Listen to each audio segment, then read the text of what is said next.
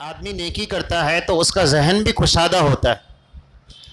اللہ والوں نے لکھا امام اعظم ابو حنیفہ رحمۃ اللہ علیہ بہت نیک تھے، اللہ نے ذہانت جو کھولی لوگ حیران ہوتے ہیں واقعات جب پڑھتے ہیں۔ ایک آدمی تھا، اس کی بیوی کو ہڈیاں چاٹنے کی عادت تھی، ہمیشہ ہڈیاں چاٹتی۔ اس کو بڑا غصہ آتا، یہ کیسا عجیب قصہ ہے، عجیب عادت ہے اس کی۔ اس نے بیزار ہو کر کہہ دیا اگر تو نے اب کی بار ہڈیاں چاٹی تو تجھے 3 طلاق ہے۔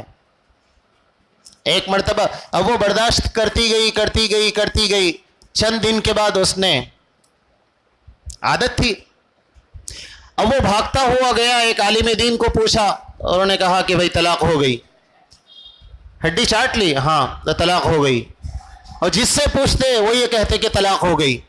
حضرت امام اعظم ابو حنیفہ رحمۃ اللہ علیہ کے پاس آئے اور سارا مسئلہ دریافت کیا تو حضرت نے فرمایا اپنی بیوی کو بلاؤ۔ بیوی کو بلایا گیا تو حضرت نے پوچھا کہ تم نے ہڈی کو کیسے چاٹا؟ تو اس نے کہا کہ میں نے سالن میں یوں ہاتھ ڈالا اور میں نے ہڈی کو پکڑا اور پھر میں نے انگلیاں چاٹ لی۔ حضرت نے فرمایا جاؤ، طلاق نہیں ہوئی۔ ذہانت کھولتے ہیں اللہ تعالی۔